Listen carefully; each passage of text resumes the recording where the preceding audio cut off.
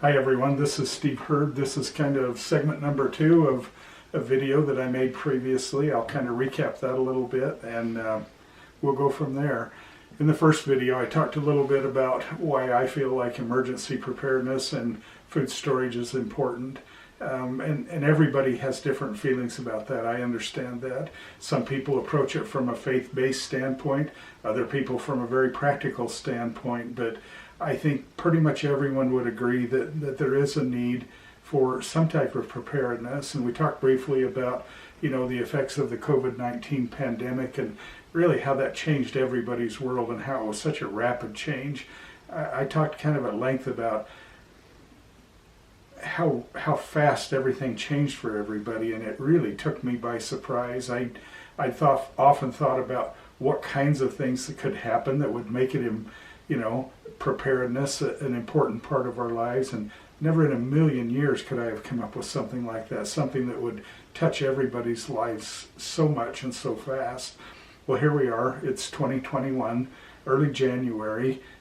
We're starting into a new year, and I like that. I like the fact that people are optimistically looking forward to a better year with less of an impact from COVID, although we're still feeling the effects of it. And as far as I can tell, and I'm by far no expert, right? This is just me, 101, talking about my take on it and my feelings on it.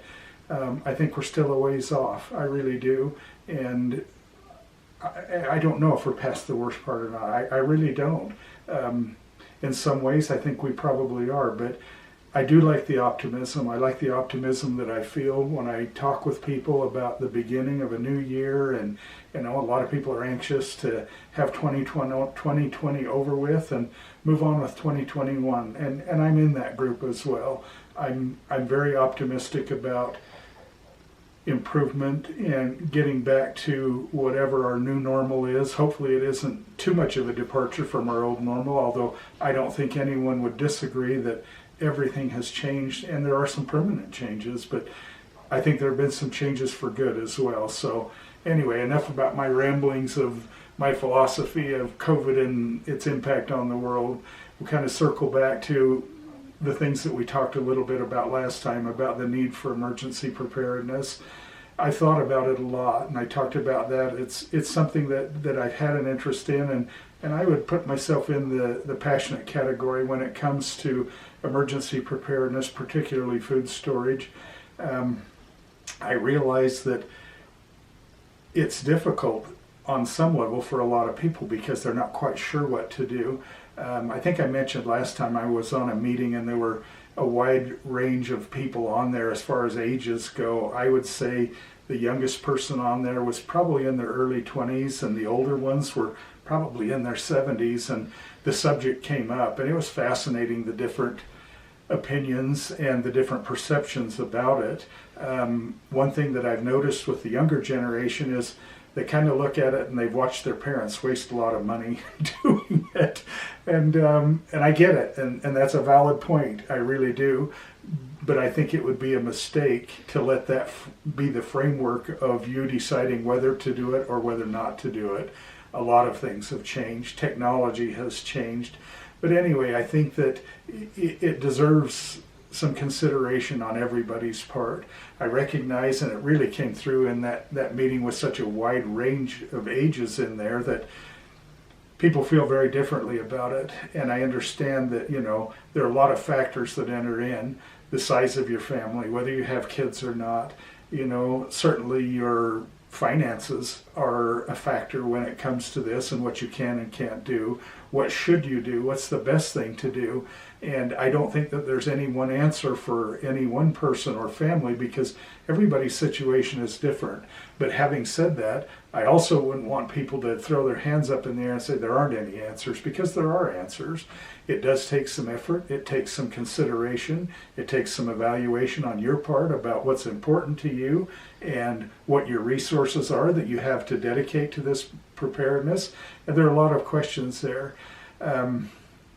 I think that as I considered those questions, it kind of put me on a quest. I thought, what are some answers? What are some valid things that people could do? And quite frankly, some of that was kind of brought about by my thoughts about the shortages that we experienced. And I wouldn't say that they were particularly severe. They were severe enough that it kind of shocked a lot of people. I mean, of all things, toilet paper, go figure, right? Who would have thought toilet paper would have been the thing that was the most scarce? But anyway, it has caused me to do a lot of thought and actually to do some research. I spent a fair amount of time researching some local companies that have different solutions to offer, and I'm incorporating those solutions and offering those ideas to people who are interested. Again, I know that everybody's situation is different. All of our children are grown, and if you have grown children, you think, oh good, they're on their own. Well, then it dawned on me that if there were a real serious problem, guess who'd be showing up at my front door? My kids, and in some cases their families, and I'm perfectly okay with that. And quite frankly, that drives a lot of my thoughts and a lot of my actions is, what if several of my family members show up and we're in a situation where there are shortages? I feel a responsibility to do what I can to prepare for that eventuality. And you may or may not feel that way. I've talked with several people who have grown kids and they figure they're on their own, right? They either do it or they don't. Well, that's fine too. If you're a younger family, have younger kids, there are some challenges there. My point is that everybody's situation is a little bit different, but there are solutions for a wide variety of situations. And like I said, I've spent a fair amount of time researching that. It's always been important to me. For the last 20, 30 years, I've had an interest in it. And I've come up with what I think are some pretty viable solutions for people. Just really quickly and kind of on a high level, one of the approaches that people have been encouraged to do is to buy extra when they go to the grocery store. If you're buying 4 cans of beans, well, buy 8 cans of beans and just slowly accumulate extra food that way. That's a great approach. Rotating your food is critical if you're going to take that approach, but there are a lot of benefits to doing that. One of probably the most important is that way you have the food that you would normally eat, so it's not a totally foreign experience if you're trying to get into storage. So, that's a good approach. There's a medium-term storage approach where it isn't so much maybe the foods that you would eat on a daily basis, but there are foods that you can store for a longer period of time. We chuckle, and depending again on your age, you may have watched your parents, or maybe you yourself have stored wheat and beans and things like that, which is great. They store for a long time. Just make sure you know what to do with them if you ever need to eat them. Then there's longer term food storage. That world and that technology has changed a lot. I would guess probably 30 years ago, a good friend of mine had a company. It was based out of California. If I think about it for a minute, I'll think of the name of the food that they had. And I bought some of their food, and it was intended to be long-term food storage. The quality of food has improved dramatically.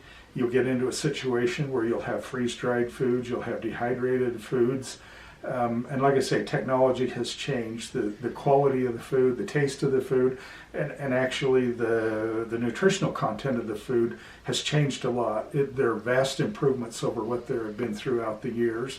I guess the thing that I'd like to stress is that there are solutions out there, whatever your situation is, and probably the most important thing is to do something. I made the comment last time that something is better than nothing. And I really feel strongly about that. The other thing I feel very strongly about is that I'd rather have it and not need it than need it and not have it.